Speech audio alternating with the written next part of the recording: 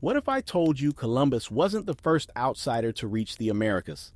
What if the real story is that Africans, Moors from North Africa and Spain, sailed here hundreds of years before 1492, trading, building, and leaving behind evidence that's been ignored or erased? That single idea flips everything you were taught about discovery, because if Moors were here first, then the foundation of American history has to be rewritten from the ground up. Let's cut straight into it. By the 8th century, the Moors had already mastered navigation. They controlled Spain, Portugal, and much of North Africa. They had advanced maps, star charts, and ship designs that Europe wouldn't catch up with for centuries. Historians admit the Moors could cross the Mediterranean with ease, but here's the kicker. Records suggest they crossed the Atlantic too. Long before Columbus, take the writings of El-Masudi, a 10th century Arab historian. He described voyages across a sea of darkness, what we now call the Atlantic. He even recorded Moors who sailed west and returned with stories of new lands. Later in the 1300s, Mansa Musa's brother Abu Bakr Tatu of Mali is said to have led a fleet of hundreds of ships westward. Where did they go? The Americas. Scholars laugh it off, but native oral histories in places like Mexico and the Caribbean mention black men who came from the east in great boats. Coincidence or missing history? Archaeology adds weight to this. Stone carvings in Mexico show African features, thick lips, broad noses centuries before Columbus. The famous heads, mainstream scholars wave them off as stylized, but they look unmistakably African. And what about the presence of old debut world crops in the New World before Columbus? Traces of plants like cotton and certain bananas show up in pre-Columbian soil samples. How did they cross oceans unless people brought them? Now here's where the story gets even more twisted. Columbus himself admitted he wasn't the first. In his own journals, he wrote that the people of Hispaniola told him black-skinned people had come from the south and east, trading with spears tipped in metal, not native to the island. Columbus collected some of those spears, sent them back to Spain, and they were confirmed to be made of West African alloys. That's a smoking gun, and it's in Columbus's own words. So, why don't we learn this in school? Why does every textbook still open with Columbus discovered America? Because admitting Africans arrived first means tearing down the lie that Europe brought civilization to the New World. It means admitting Africa wasn't a continent of backward tribes, but a center of science, exploration, and power, and that doesn't fit the colonial story. Erasing the Moors erases the proof that black people shaped global history long before slavery. But let's step back. Who exactly were these Moors that supposedly touched America first? They were North Africans, Berbers, Arabs, and black Africans who spread into Spain in 711 AD. They built universities, mapped the stars, and developed technologies that Europe later borrowed during the Renaissance. By the 1400s, Moorish sailors had access to maps showing the Americas. Maps like the Piri Reis chart, which mysteriously depicted parts of South America with shocking accuracy before Columbus supposedly found. Were those maps based on Moorish voyages? Evidence points to yes, and here's a detail most people miss: the very ships Columbus used. The Niña, the Pinta, and the Santa Maria were designed using Moorish naval knowledge. The word caravel, the style of ship Columbus sailed, comes straight from Arabic. Without Moorish designs, Columbus never would have made it across. Think about that. Even the so-called discovery of America rests on Moorish science. So, what does this mean? It means the idea of Columbus as a lone genius explorer is a myth. It means African navigators had already crossed, traded, and maybe even settled in parts of the Americas long before Spain funded Columbus's voyage. And it means African presence in the New World didn't start with slavery. It started with exploration, science, and power. And that's where things get even wilder. Because if the Moors reached the Americas before Columbus, then traces of their presence should still be here. Architecture, language, cultural echoes, signs that point to who was really first. And as we'll see in the next part, those traces are hiding in plain sight across the Americas, buried under centuries of lies. So, let's follow the trail. The question isn't whether the Moors got here first. The question is how much of their presence is still with us today. If the Moors really crossed the Atlantic before Columbus, then they had to leave something behind. Ideas vanish, but stones, artifacts, and culture remain. And when you look closely, the Americas are filled with fingerprints that don't match the official story. Let's start with the Mex. These were one of the earliest major civilizations in Mexico, flourishing between 200 and 400 BC, long before Columbus. Their most famous relics are the colossal stone heads, weighing up to 40 tons, scattered across sites like La Venta and San Lorenzo. Scholars say they represent local rulers, but here's the problem. Their features, broad noses, full lips, and rounded faces that don't look like the people usually depicted in Mesoamerican art. They look African. The explanation given by mainstream archaeology. Coincidence. But how many coincidences do we allow before calling it evidence? Move further south. In Panama and Honduras, indigenous oral histories speak of strangers who came in great boats, dark-skinned men with thick hair who traded goods and taught farming techniques. These stories predate Columbus by centuries. Oral traditions aren't random. They are cultural memory. When the same types of stories appear across separate regions, they form a pattern. Now consider language. In several Native American tongues, words appear that have no obvious origin in the Americas, but closely resemble West African languages. For example, words in Mandinka echo through the Arawak language family in the Caribbean. Scholars dismiss it as chance similarities. But when those same Caribbean tribes told Columbus they had already traded with black men from the East, chance stopped sounding convincing. Let's talk about metal. Archaeologists in Central America have uncovered alloys that match mythological techniques from West Africa, particularly a mix of gold and copper known as guanin. In fact, when Columbus landed, the Taino people handed him spears tipped with guanin. Tests revealed the alloy contained the exact composition used in West Africa at the time. 32 parts gold, 18 parts silver, and the rest copper. Identical? Did that just happen randomly across the ocean? Or is it proof of contact and we can't ignore maps? European seagraphers of the 14th and 15th centuries somehow had knowledge of coastlines in the Americas before Columbus's voyage. How historians admit many of those maps came from Moorish and Islamic sources. The Piri Reis map, drawn in 1513, but based on earlier documents, shows South America's coastline with startling accuracy that suggests someone had already been there to chart it, and the Moors are the most likely candidates. Here's something even stranger. Architecture. Some temples in Mexico and Central America use construction methods strikingly similar to North African and even Egyptian techniques. Step pyramids with precise angles. Mortless stone, fitting so exact you can't slide a blade between blocks. Why does New World architecture echo Old World genius? Scholars argue parallel development, but if we already have evidence of contact, the simpler explanation is influence. Now let's address the skeptics. They'll say, but where are the Moorish cities? Where are the shipwrecks? Where are the bones? The truth is, contact doesn't always mean colonization. The Moors may not have stayed long enough to build vast settlements. Their voyages could have been trade missions, leaving behind goods, knowledge, and stories rather than empires. Just because we don't see Moorish cities doesn't mean they weren't here. Think about the Vikings. For centuries, scholars dismissed Viking presence in North America as myth until Lansock Meadows in Newfoundland was discovered in the 1960s. Overnight, impossible became proven. The Moors Trail works the same way. The puzzle pieces exist. The African features on Olmec heads, the guanin spears, the oral histories, the maps, the crops. Each piece alone might be questioned.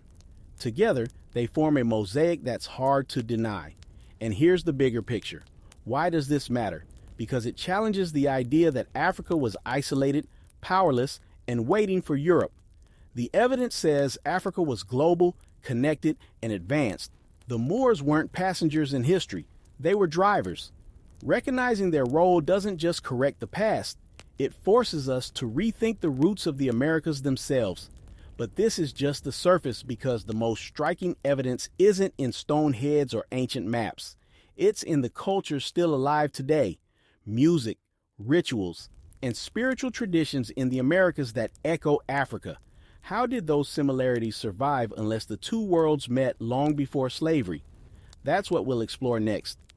Stone heads and metal alloys are powerful clues, but culture is often the strongest evidence of contact. Ideas travel more easily than armies, and when two peoples meet, their traditions rub off on one another. That's what makes the echoes between African Moorish culture and the traditions of native peoples across the Americas so fascinating. Let's start with music. Across West Africa, rhythm isn't just entertainment, it's communication. Drums speak, call, and respond. Patterns guide ceremonies, battles, and everyday work. Now look at indigenous music in the Caribbean and Central America. Long before Columbus, you find call and response structures, polyrhythms, and instruments strikingly similar to African drums and rattles. Anthropologists shrug and call it coincidental development. But when Columbus landed in Hispaniola, he noted that the people there used drums almost identical to those of West Africa. How do you explain that without contact? Then there's religion. Among the Moors, Islam was the dominant faith, but their African roots meant they also carried spiritual practices older than Islam, traditions of ancestor veneration, ritual purification with water, and cosmologies tied to the stars. Across the Americas, you see parallels: purification rituals among native groups, reverence for ancestors, and cosmologies where stars guide agriculture and navigation. Were these just universal human patterns? Maybe. Or maybe they were carried, shared, and preserved across the Atlantic. Even more telling are specific symbols. In Moorish and West African culture, the crescent moon was a sacred emblem tied to cycles of time and faith. In Mesoamerica, the moon goddess and lunar symbols held central importance, often drawn with motifs eerily similar to Moorish crescent. Did the two civilizations develop lunar reverence independently? Possibly. But again, we're stacking coincidences on top of coincidences. Now, think about food. West Africans cultivated and consumed crops like millet, sorghum, and yams. In the Americas, native peoples already had corn, beans, and squash. But in parts of the Caribbean and Brazil, archaeological records show African-style food preparation methods, mortars and pestles shaped exactly like those from West Africa used in the same way. When cultural DNA appears across oceans, it suggests contact. Let's zoom in on one more connection: language. I mentioned earlier the Mandinka echoes and Caribbean tongues. Let's dig deeper. In some Arawak languages, words for concepts like boat, gold, and even family structures resemble Mandinka words. Columbus himself recorded that the Arawaks told him they had already traded with men who came from the east in large canoes, black-skinned people with long hair. If they were already familiar with such travelers, that would explain why their languages absorb new words. But it's not just about what the Moors may have given. It's also about what they may have taken back. Spices, plants, and stories could have flowed from the Americas to Africa long before Columbus. Scholars have debated for years how certain crops like maize corn appeared in Africa before Europeans were supposed to have introduced them. Moorish voyages provide one possible explanation. Now, skeptics will argue cultural similarities don't prove contact, and that's true in isolation. But when music, symbols, crops, and oral histories all point in the same direction, the case grows stronger. You don't need every piece of evidence to be a smoking gun. You just need the pattern, and the pattern screams connection. Here's what makes this powerful. It changes how we see the Americas before Columbus. We're taught that these continents were cut off, waiting to be discovered. But what if they were already in dialogue with Africa and the Moorish world? That makes the Americas part of a global network centuries before Europe admitted it. That means the so-called New World was never new. It was connected. And if the Moors carried knowledge, faith, and rhythm across the ocean, then part of what we call native culture today may actually be shared culture, African seeds planted in American soil. This doesn't diminish native achievements. It deepens them, showing how cultures meet, mix, and create something new. Here's the big twist. When slavery began centuries later, Africans brought to the Americas may have found pieces of their own culture already here. Imagine the shock of recognition, rhythms, symbols, foods, and words that felt familiar in a land they had never seen. That overlap isn't coincidence, it's history. So far, we've looked at stones, metals, maps, and now music and spirit. But there's another kind of evidence, one that lives in legend, not in artifacts. Because if the Moors truly touched the Americas, you would expect native peoples to remember them. And they did. Their stories passed down for generations, still whisper of the visitors from across the sea. And that's where we're heading next. Artifacts can be buried, songs can be lost, but stories endure. And if the Moors truly crossed the Atlantic before Columbus, native peoples would have remembered them. Guess what they did? Across the Americas, there are oral traditions of strangers from the East arriving in great boats. Not Europeans, not pale-skinned men in armor, but dark-skinned sailors who came bearing goods, knowledge, and sometimes kinship. These aren't fringe claims. They're recorded in missionary accounts, explorer journals, and even native stories passed down today. Let's start in the Caribbean. When Columbus arrived in 1492, the Taíno people already knew about men who came from the East. They described them as black-skinned with curly hair, arriving in large canoes laden with trade goods. Columbus himself wrote this down in his diary. This wasn't a myth created after contact. It was a memory the Taíno knew already had. Who fits that description better than African Moors moved north to the Mississippi Valley? Among some southeastern tribes, there are legends of black-skinned visitors who taught new farming techniques and shared stories of lands far across the water. The chalk to tell of a people who came by sea, dark in complexion, who mingled their blood with locals. Skeptics try to brush this off as later reinterpretations. But when different tribes in different regions tell similar stories, you have to ask, are they all imagining the same thing? In Mexico, the Mech civilization left us those massive stone heads I mentioned earlier, unmistakably African in appearance. But beyond stone, there are legends of gods or visitors arriving from the east by water.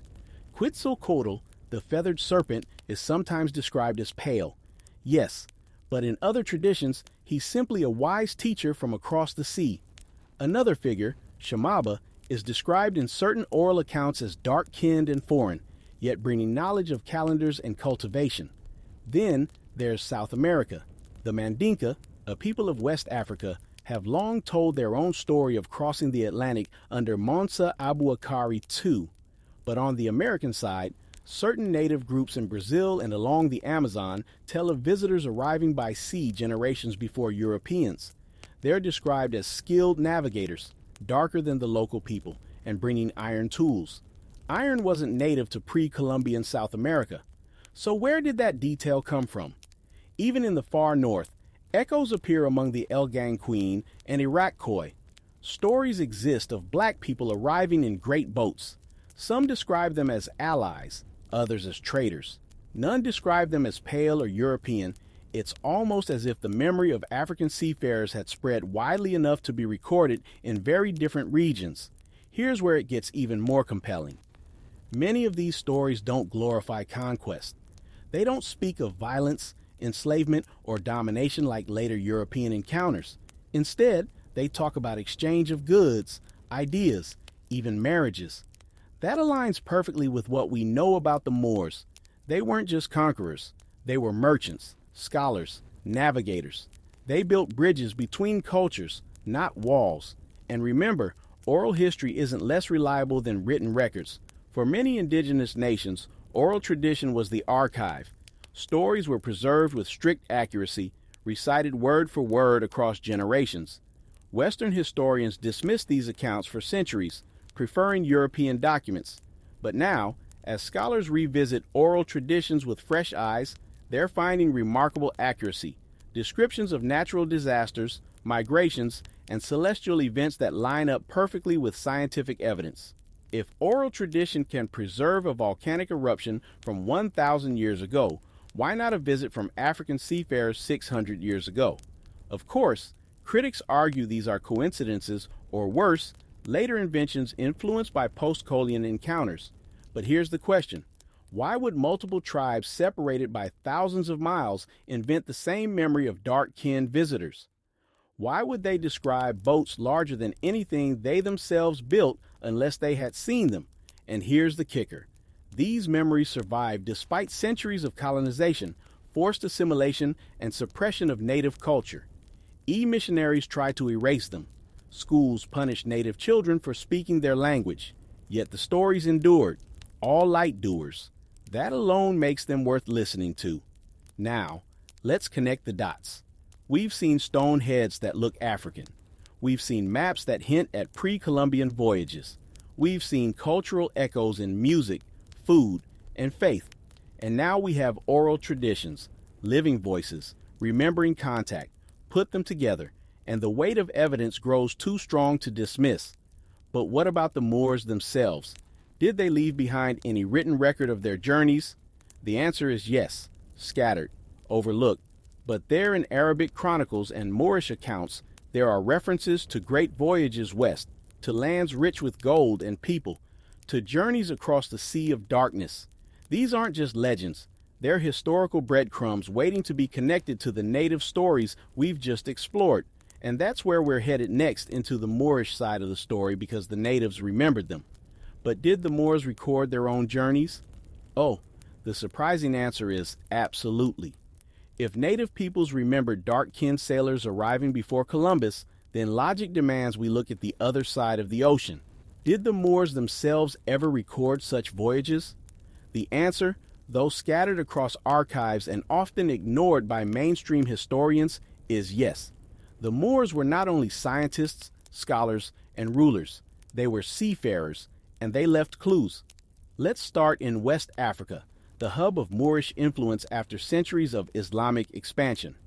One of the most intriguing accounts comes from Mali under the reign of Mansa Abubakar II in the early 1300s. Arab chroniclers, especially El Umari, recorded that Abubakar wasn't content with ruling one of the richest kingdoms on earth. He believed the Atlantic Ocean led to other lands. He commissioned a fleet of 200 ships, each stocked with men, food, and gold, to explore what lay beyond. Only one ship returned. Its captain reported that the others had vanished into a powerful current. Abubakar was so convinced there was land across the ocean that he abdicated his throne, leaving it to his brother, Mansa Musa, and personally set sail with another fleet. This time, 2,000 ships. He never returned. Now pause. If this sounds like fantasy, think again. Oceanographers confirm there's a transatlantic current system, the Canary Current flowing west from Africa that would carry ships directly toward the Americas. A fleet leaving West Africa could easily have been pushed into the Caribbean or South America. So when native oral traditions mention strangers arriving in great boats, this dovetails perfectly with Abubakar's story. But Mali wasn't the only player. Moorish Spain had its own Atlantic explorers. Arabic sources mention seafarers venturing beyond the Sea of Darkness, the term used for the Atlantic.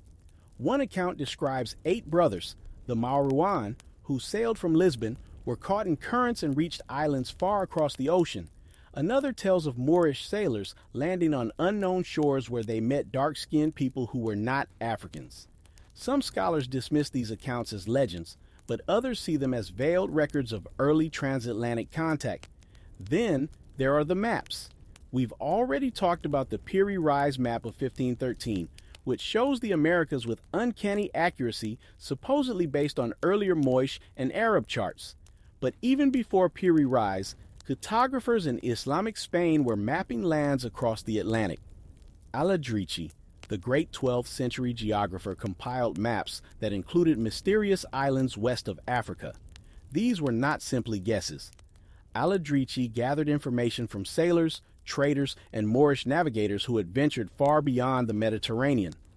One particularly fascinating record comes from the writings of Ibn Khaldun, the famous Arab historian of the 14th century. While discussing the ambitions of rulers, he casually mentions voyages undertaken across the Atlantic in search of new lands. Though he provides little detail, his matter-of-fact tone suggests this was not outlandish at the time. It was part of the known ambitions of great rulers. Now think about the implications. If Abu Akari truly launched a fleet of thousands, do we really believe not a single ship made landfall? Even if most were lost, all it would take is one or two to reach the Americas. Survivors could have mingled with local peoples, left behind knowledge, crops, or even bloodlines. That might explain why native oral traditions consistently recall strangers arriving from the east. Skeptics argue if the Moors reached the Americas, why don't we see clear Arabic writing or Islamic artifacts everywhere? But archaeology isn't that neat. Moors traveling across would not necessarily bring Qurans carved in stone. They would bring tools, crops, and techniques. And remember, survivors might not have built mosques, but instead assimilated, sharing knowledge of navigation, agriculture, or metallurgy. What we do see are anomalies: African-looking statues, Old World plants appearing in pre-Columbian contexts, and oral stories that fit perfectly. Even Columbus himself admitted he wasn't first. In his letters, he wrote that the native people of Hispaniola told him of black-skinned traders arriving from the south and east, bringing metal-tipped spears made of an alloy similar to African metallurgy. Columbus didn't invent this. He recorded what he was told. It suggests contact was remembered by the locals, and the descriptions align with what the Moors or West Africans would have carried. Add to this the linguistic breadcrumbs. In some native languages, words appear that resemble Arabic or Mandinka roots, particularly in the Caribbean. While not definitive, the overlaps are enough to raise eyebrows among linguists willing to look beyond Eurocentric assumptions. Here's the bigger picture. Moorish society was outward-looking. They built trade networks across the Sahara, the Mediterranean, and the Indian Ocean. Why wouldn't they push westward into the Atlantic? They had the ships, the maps, the ambition. And when rulers like Abu Akari poured resources into exploration, they weren't just gambling. They were building on centuries of Moorish navigation expertise. So where does this leave us? We have native oral traditions describing black visitors. We have Arab chroniclers describing Moorish voyages. We have maps with American coastlines drawn before Columbus. And we have Columbus himself recording native memories of black traders. When you connect the dots, the conclusion becomes hard to avoid. The Moors didn't just dream of crossing the Atlantic, they did it. And this raises the next question. If they made contact, what exactly did they bring with them? What knowledge, crops, or technologies crossed that ocean before 1492? That's what we'll explore in the next part. The cultural fingerprints of the Moors in the Americas. If the Moors truly set foot in the Americas before Columbus, then their presence should have left fingerprints, clues that can't be ignored. And when you start looking, those fingerprints are everywhere in language, in architecture, in crops, and even in the faces of the people who were already here when Europeans arrived. Let's start with language. When the Spanish began their conquest of the New World, they recorded words used by indigenous groups that seem strangely familiar. For example, early explorers in the Caribbean noted words like canoa, canoe, and maize, maize. But some other terms appeared with echoes of Arabic. The Moors had ruled Spain for over 700 years, and Arabic words made their way deep into Spanish vocabulary. Words like afoser, sugar, acetuna, olive, and algebra. When Spanish scribes heard indigenous people using similar sounding terms, it raised the question, were these coincidences or remnants of Moorish African contact? Architecture tells an even louder story in parts of Mexico and South America. Explorers stumbled upon structures with arches, domes, even geometric tile patterns that looked eerily similar to Islamic designs from Andalusia and North Africa. One of the clearest examples is in the Yucatan, where certain Mayan sites display keyhole arches that bear a striking resemblance to Moorish ones. Now, skeptics say these similarities could be explained by coincidence, that civilizations can invent similar shapes independently. But when you stack the evidence, the patterns, the proportions, the decorative flourishes, the line between coincidence and influence begins to blur. And then there's agriculture. Crops tell the story of migration better than almost anything else. The Moors were masters of irrigation and crop adaptation. They transformed Spain's agriculture by introducing rice, citrus fruits, sugarcane, and cotton, plants that had African and Middle Eastern origins. Now, here's the kicker. Sugarcane shows up in the Americas before Columbus could have introduced it on a large scale. Cotton varieties in the New World bear striking genetic similarities to African strains. Could they have crossed the Atlantic by natural drift? Possibly. But the presence of advanced irrigation techniques in the Americas systems that mirrored Moorish engineering in Spain suggests something else. Knowledge traveled here, and if knowledge made the crossing, people almost certainly did too. The faces of indigenous Americans also carry part of the story. Accounts from early Spanish explorers describe native groups with features they considered foreign, darker skin tones, tightly curled hair, or even names that carried echoes of Semitic or African roots. In Panama, Vasco Núñez de Balboa wrote of meeting people who seemed to resemble the Moors of Spain. In Brazil, similar accounts appear. Again, skeptics dismiss this as misinterpretation, but stacked alongside the other evidence, it paints a compelling picture. Contact wasn't just possible, it was real. Trade routes add more fuel to the fire. Moorish sailors were already masters of Atlantic currents. They knew the winds that carried ships from West Africa toward the Americas and back again, the same winds Columbus would later use. In fact, maps recovered from Moorish Spain appear to show land masses across the Atlantic that resemble the Americas. The famous Piri map of 1513 drawn by an Ottoman admiral included coastlines of South America with shocking accuracy at a time when Europeans supposedly hadn't explored those regions yet. Where did that knowledge come from? Oral traditions among Moors and Africans speak of great voyages westward long before Columbus set sail. Even religion offers hints. Some indigenous groups practiced rituals that mirrored Islamic customs. The Mandinka people, known for their maritime skills, are believed to have traveled to the Americas before 1492, carrying with them not just goods, but also faith traditions. Spanish chroniclers noted indigenous prayers and fasting practices that felt strangely familiar, resembling elements of Islam. Could it be coincidence? Maybe. Or it could be cultural memory preserved through centuries of quiet contact. The most startling evidence comes from Columbus himself.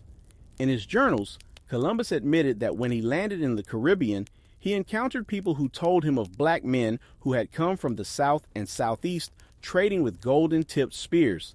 Those spears, when tested, were found to contain alloys identical to those used in West Africa. That means Africans, possibly Moors, were already trading with the Americas before Columbus ever arrived.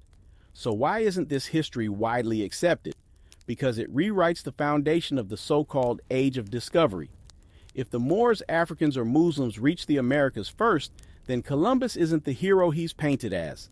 He's just the man who showed up late and claimed the prize. That's a dangerous truth for the narrative of Western supremacy. And it's why these fingerprints are so often ignored, dismissed, or buried. But they're there in the words, in the crops, in the architecture, in the maps, and in the very people themselves.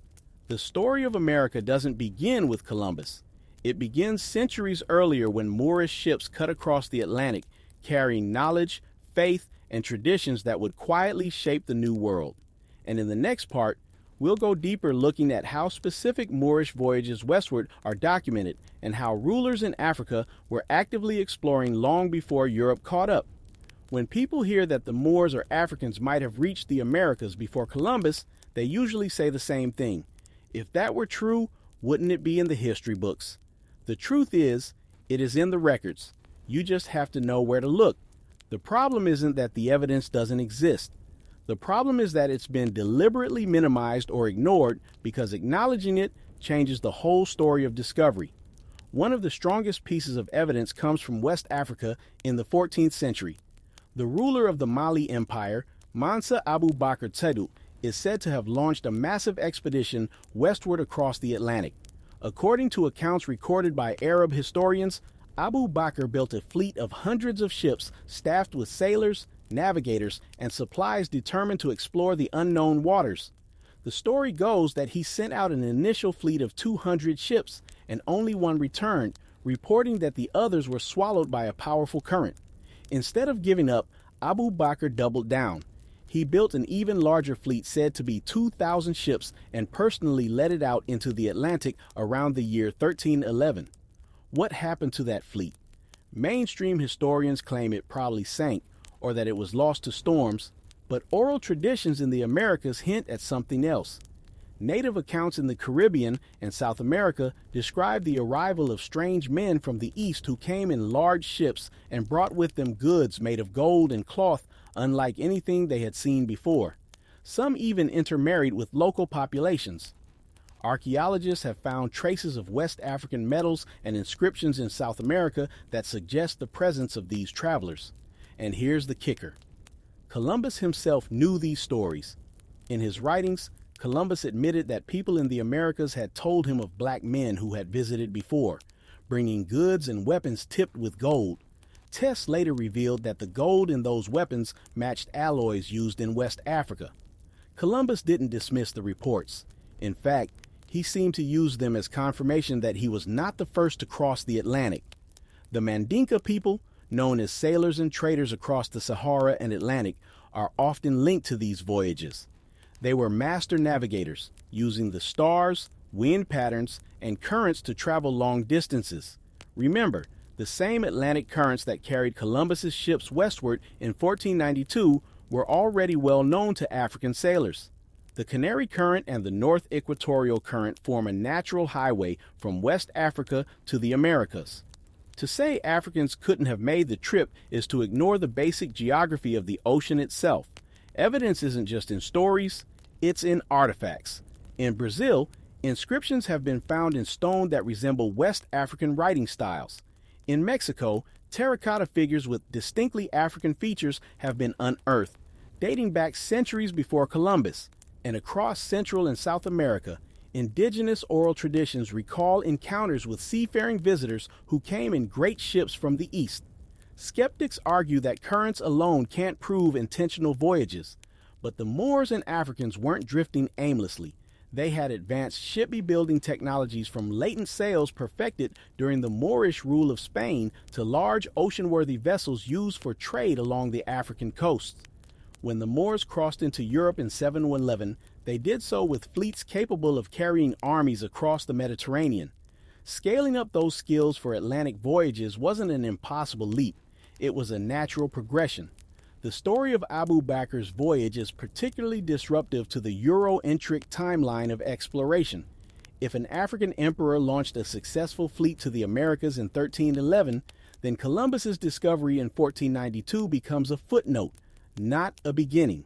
European conquest would be reframed not as the first encounter between the Old World and the New, but as a violent takeover of an already established connection. Even more intriguing are the reports of Moors traveling with Columbus himself. Historians have noted that some of his sailors were of African descent, skilled in navigation and ship handling. This makes sense. Spain had only expelled the Moors in 1492, the same year Columbus set sail. Their expertise in sailing, mathematics, and seagraphy was unmatched. To think Columbus set out without relying on that knowledge is wishful thinking at best.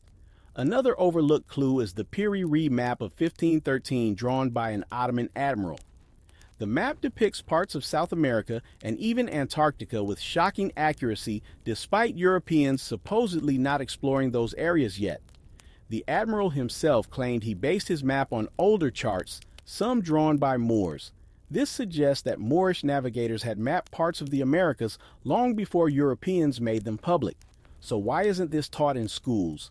Because it undermines the central myth of Western history that Europe alone carried the torch of exploration, science, and civilization. If Africans led by a ruler like Abu Bakr reached the Americas first, then the narrative of European superiority collapses. The real story would be one of cultural exchange where African and indigenous people had contact long before Europeans rewrote the script. And here's the most important point. These voyages weren't just about exploration. They were about connection. The Moors and West Africans didn't arrive with armies to conquer. They arrived with trade goods, technology, and culture. The artifacts, the metals, the oral histories, all point to encounters marked more by exchange than by domination. That makes the contrast with Columbus even starker. Where Africans may have come as partners, Europeans came as colonizers. If Abu Bakr's voyage is remembered, if African seafarers are acknowledged, then history shifts from one of European triumph to one of African innovation and lost legacy. That's why this story matters. It isn't just about who arrived first. It's about whose story gets told and whose gets buried. And in the next part, we'll uncover how Columbus himself leaned on Moorish knowledge and why his journey in 1492 wouldn't have been possible without the science, navigation, and maps developed under African influence. We're told that Christopher Columbus was some kind of lone genius, a daring visionary who defied the skeptics to discover a new world. But peel back the layers of myth and another picture emerges. Columbus was not innovating. He was borrowing, and most of what he borrowed, navigation, mathematics, astronomy, even the ships themselves, came directly from the Moors. Without Moorish science and knowledge, Columbus would never have left Spain's shores, much less crossed the Atlantic. Start with geography. A geography. By 1492, the Moors had ruled much of Spain for nearly 800 years. During that time, they transformed the Iberian Peninsula into a center of knowledge unmatched in Europe. Cordoba, Granada, and Sale boasted libraries with hundreds of thousands of volumes on mathematics, astronomy, medicine, and calligraphy. Universities thrived, where Christian, Jewish, and Muslim scholars studied side by side. It was in this environment that the sciences Columbus depended on were preserved, translated, and expanded. Take navigation. The astrolabe, a device used to measure the position of the stars to determine latitude, was refined by Moorish astronomers. The quadrant, another essential navigation tool, was brought into Europe through Moorish Spain. Even the mathematical tables Columbus used to chart his course westward were drawn from Arabic sources. Columbus wasn't charting unknown seas blindly. He was following a map of knowledge built largely by the very people Spain had just expelled. And let's talk about maps. One of the biggest secrets of Columbus's voyage is that he carried with him maps that were far more advanced than anything Christian Europe should have had at the time. Moorish and Arab geographers like El-Odrichi in the 12th century had created incredibly detailed maps of the known world. Al-Idris's Tabula Rogeriana showed Europe, Africa, and Asia with astonishing accuracy for its time, and his work circulated widely through Moorish Spain. Columbus also had access to the work of scholars like Al-Farani, whose writings on astronomy and geography influenced how Europeans calculated distances across the ocean. In fact, Columbus famously underestimated the distance to Asia because he selectively used Arab sources that supported his gamble. He claimed Asia was much closer than it really was, and the only reason his voyage succeeded at all was because the Americas happened to be in the way. Without that accident, his crews would have starved at sea. Now consider the ships themselves. The caravels that Columbus sailed, the Niña, the Pinta, and the Santa Maria, were not European inventions. Their design was directly influenced by Moorish shipbuilding. The lateen sail, a triangular sail that allowed ships to tack against the wind, was introduced to Europe by the Moors. This innovation gave ships unprecedented maneuverability and range. It was the latent sail that allowed Columbus's caravels to ride the Atlantic currents, and winds effectively strip away the Moorish influence, and his fleet would have been stuck hugging the coastlines like earlier European vessels. Even Columbus's knowledge of Atlantic winds and currents wasn't original. Moorish sailors had long studied the Canary Current and the North Equatorial Current, which create a natural loop between Africa, the Americas, and back to Europe. Arab and African traders used these currents for centuries in the Atlantic and Indian Oceans. Columbus wasn't blazing a new trail. He was sailing a road already mapped by others. But here's the irony. While Spain expelled the Moors in 1492, calling them infidels and outsiders, it turned around and relied on their knowledge to fuel exploration and empire. Columbus himself is rumored to have had African and Moorish sailors among his crew. Why? Because no one knew the seas better. The Spanish crown may have wanted to erase Moorish culture from Iberia, but when it came to venturing into the unknown, they quietly leaned on Moorish expertise. This dependency is rarely acknowledged because it undermines the heroic myth of Columbus. Imagine telling school children that the man credited with discovering America could not have done so without the people his sponsors had just driven out of Spain.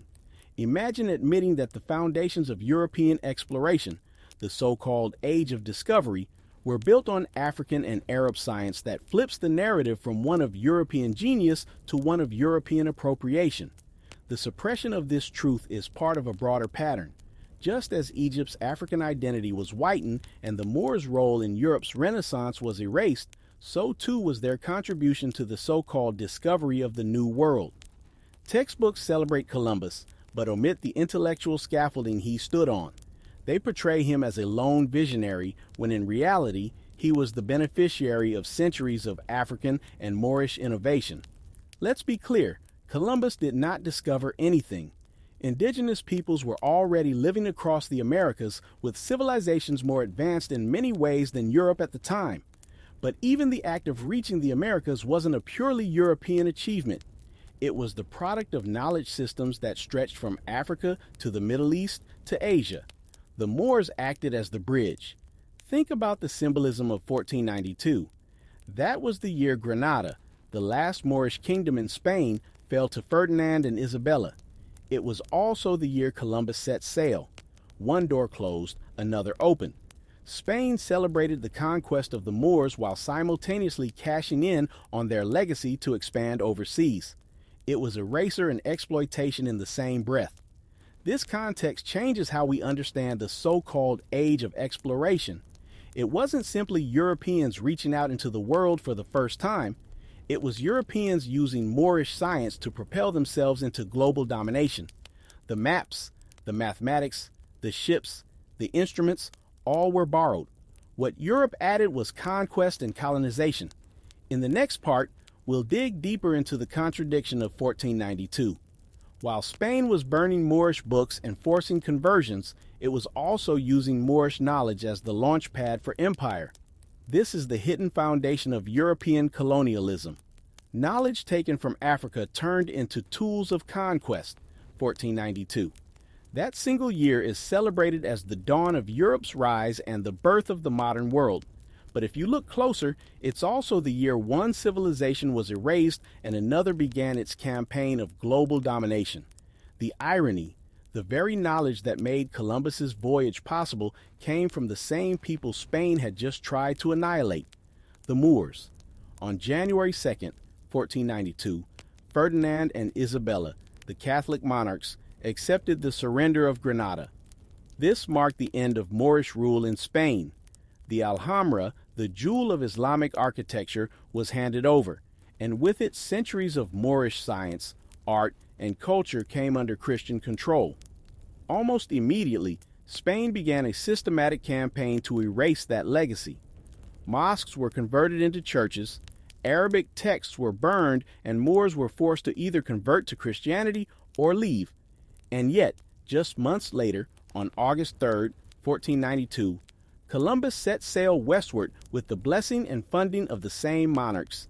His ships carried not only sailors and supplies, but also the intellectual inheritance of the very people Spain was trying to erase. The contradiction is glaring. Spain wanted to wipe out Moorish culture at home while using Moorish knowledge abroad to build an empire. Consider what was happening at the Alhambra Palace. That same year after the Moors surrendered it, the Spanish crown issued the Alhambra Decree. Expelling Jews from Spain, libraries were raided. Books in Arabic and Hebrew burned. Centuries of scholarship vanished in smoke. Yet in secret, many of the navigational and astronomical texts the Spanish crown held on to came from Moorish sources. The public message was clear. We are purifying Spain. The private reality was more pragmatic. We need this knowledge to conquer. This duality is the essence of 1492. The year is painted in history books as triumphant, the unification of Spain, the discovery of the New World, the start of Europe's golden age. But in reality, it was built on theft and erasure. Spain erased the Moors in Granada, but exploited their science at sea. Spain expelled Jews, but relied on Jewish financiers and seagraphers to fund and guide expeditions. The very groups demonized at home became the backbone of Spain's global project abroad. Now let's talk about Columbus himself. He didn't stumble blindly across the ocean. He sailed with charts and astronomical data compiled from Moorish and Arab sources. He used caravels shaped by Moorish shipbuilding innovations. His crews likely included sailors of Moorish and African descent because Spain needed their expertise. Remember, the Canary Islands just off the coast of Africa had long been a base for Moorish and African sailors. Columbus's first stop on his voyage, the Canary Islands, where African knowledge of Atlantic currents was crucial. It's no coincidence that the very year Spain drove the Moors from Granada, Columbus set out west. The same forces of conquest and expansion were at play. The Reconquista at home and the colonization abroad were two sides of the same coin. Spain perfected domination in Iberia, conquering, expelling, erasing, and then exported that model to the Americas. Here's the part history books don't emphasize. Columbus's voyage wasn't just about discovery, it was about empire, and empire requires knowledge. Spain didn't generate that knowledge on its own. It took it from the Moors, from the Jews, from Africa. The so-called Age of Discovery was really the Age of Appropriation. This is why 1492 is such a pivotal year. It marks the deliberate silencing of non-European voices within Spain while simultaneously using those same voices to launch European dominance abroad. It's like killing the goose but pocketing its golden eggs first. And the symbolism runs even deeper. The last act of Moorish Spain was the surrender of the Alhambra, a palace that symbolized beauty, science, and sophistication. The first act of Spain's empire was Columbus sailing into the Atlantic with Moorish knowledge hidden in his maps and instruments. One chapter closed, another open, but they were connected by a thread that history tried to cut out of the story. Why does this matter? Because when we're told that 1492 was the beginning of modern history, we're given only half the story. We're shown the rise of Spain, but not the erasure of the Moors. We're taught Columbus's heroism, but not the knowledge he depended on. We're told the story of discovery, but not the story of theft. Without the Moors, there is no 1492 as we know it. Think about it. Spain emerged from the Reconquista with military power and political unity, but it lacked the intellectual tools to dominate the seas. Those tools had been preserved and advanced by the Moors for centuries, and while Spain tried to erase that legacy domestically, it carried it like contraband into its imperial ventures. This contradiction, erase and exploit, would define European colonialism for centuries. In the Americas, indigenous knowledge of crops, terrain, and medicine would be stolen while indigenous cultures were destroyed. In Africa, resources would be looted while people were enslaved. The pattern that began in 1492 never stopped. In the next part, we'll dig into how Spain used this Moorish inheritance to fuel not just Columbus's first voyage, but the entire machinery of the Atlantic slave trade. Because the fall of Granada and the rise of Columbus didn't just reshape maps, they reshaped human lives on a massive scale. And once again, the fingerprints of the Moors are all over it. When people talk about 1492, they almost always mention Columbus discovering the New World. What they forget is that the same year Columbus set sail, Spain had just conquered Granada, the last stronghold of the Moors. That victory didn't just give Spain land, it gave them access to Moorish knowledge that had been preserved and advanced in libraries, schools, and observatories for centuries. Think about the timing. Spain expelled the Moors in January. By August, Columbus was on the ocean, navigating with tools and maps that had been influenced by Moorish science. That's not a coincidence. It's cause and effect. The magnetic compass, the astrolabe, star charts. These weren't European inventions. They were refined and used by Muslims in North Africa and the Middle East, many of whom had Berber and black African roots. Moorish Spain acted as a bridge, passing that science into European hands. Without it, Columbus would have been a sailor guessing at currents and directions. With it, he became the man who opened Europe's path to empire. But here's the twist. The very knowledge that once allowed African and Arab scholars to illuminate Europe became the same knowledge Europe later used to enslave and exploit millions of Africans. The compass that guided trade routes also guided slave ships. The mathematics developed in Moorish Cordoba meant to calculate architecture, and astronomy also calculated cargo space for human beings in chains. Spain's rise as a global power was directly tied to its takeover of Moorish systems. Look at agriculture. The Moors had turned Iberia into a land of advanced irrigation, aqueducts, and crops. After the Reconquista, the Spanish adapted those systems and then exported them to the Americas. Sugar, cotton, and rice cultivation in the New World. All followed models pioneered in Moorish Spain, but instead of being worked by free farmers and craftsmen, the fields were worked by enslaved Africans. Even the Spanish language carried Moorish fingerprints. Words like alman, storehouse, irrigation ditch, and alcar. Sugar came from Arabic. These weren't just words. They were technologies and methods that built colonial economies. So when Europeans planted sugar in the Caribbean, they were unknowingly extending Moorish knowledge into new lands. And let's talk about ships. The caravel, the nimble vessel that made ocean exploration possible, was inspired by designs the Portuguese learned through contact with Muslim shipbuilders along Africa's coast. Those innovations came from centuries of African and Arab experimentation with sails, hulls, and navigation in the Mediterranean and beyond. Without those advancements, transatlantic voyages would have been unthinkable in the 15th century. So, Spain didn't simply conquer the Moors and move on. It absorbed their expertise and weaponized it. What had once been used to build multicultural centers of learning, like Cordoba and Granada, was retold to fuel conquest, colonization, and slavery. Knowledge crossed the Strait of Gibraltar twice, first from Africa into Europe, then from Europe into the Americas. But when it crossed back, it returned as oppression. This is where the story gets even more layered. The Moors themselves were not strangers to slavery, but their systems were not based on race in the same way Europe would become. In Moorish societies, slaves could be of many backgrounds, often wore captives, and manumission. Earning or being granted freedom was common. Some rose to high positions of power, but under Spain, slavery hardened into a racial caste system. If you were African, your skin defined your destiny. That brutal simplification marked a turning point in world history. And here's what few people connect. The Reconquista and the Age of Exploration are not two separate stories. They're chapters of the same book. The wealth Spain gained from taking Moorish cities, the confidence from military victory, and the knowledge systems they inherited all combined to launch their empire overseas. The fall of Granada made possible the rise of colonies in the Caribbean. The defeat of the Moors set the stage for the enslavement of millions of Africans. When Columbus claimed Hispaniola, he didn't just bring Spanish flags. He brought Moorish-influenced agriculture, architecture, and navigation. The very technologies the Moors had used to build flourishing societies in Spain were now tools of conquest in the Americas. And the people targeted for forced labor, Africans, were often kin to the same cultures that had given Europe this knowledge in the first place. It's one of the great ironies of history. The wisdom of African and Arab scholars helped Europe rise only for Europe to turn around and enslave Africa.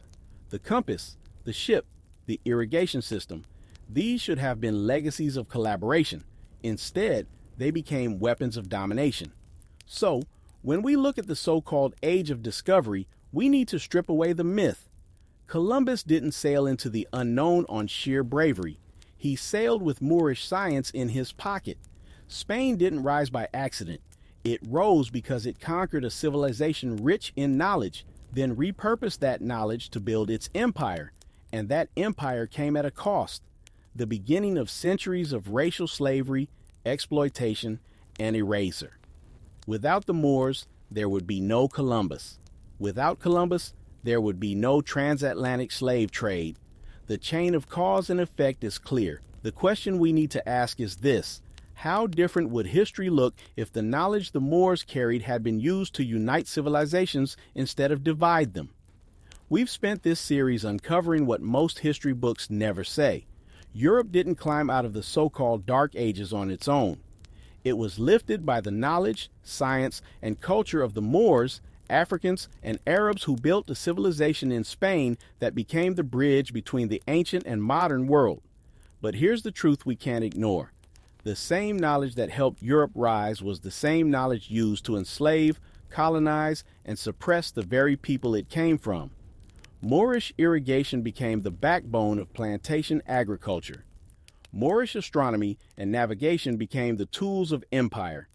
Moorish medicine, mathematics, and architecture were absorbed, rebranded, and claimed as Western progress, and the people erased, written out of the story. When we think of the Renaissance, we're taught to imagine white European geniuses pulling themselves up out of darkness. We celebrate Da Vinci, Galileo, and Copernicus. But who talks about Ibn al-Haytham, the father of optics? Who mentions Averroes, whose commentaries on Aristotle shaped European philosophy?